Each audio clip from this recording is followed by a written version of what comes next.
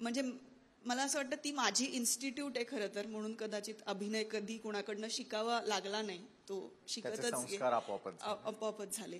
पण मी तिला कायम असं म्हणायचे की तुझ्या नखाची तरी सर मला येऊ दे ग, असं मी तिला सारखी म्हणायचे की थोडं तरी असं दे ग मला थोडंसं काहीतरी, असं मी म्हणायचे. पण तिला माझ्याविषयी निश्चित खूप अभिमान होता. म्हणजे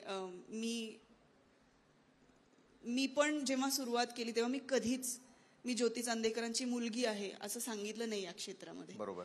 कारण मला तिची शिडी करायची नव्हती.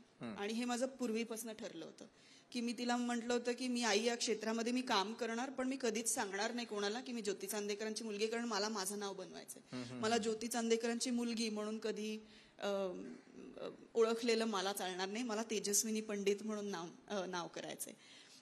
तर आणि तिने सुद्धा मला कधी जबरदस्ती केली नाही. तिने सुद्धा मला अगदी मोकळा हात दिला.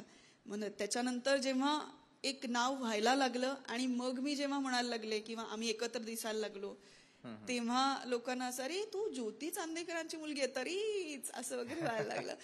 तर हो, माझ्या आईचा माझ्या प्रत्यक्ष सुद्धा माझ्या यशात भरपूर सहभाग आहे, अप्रत्यक्ष सुद्धा आहेच संस्काराच्या वाटेत.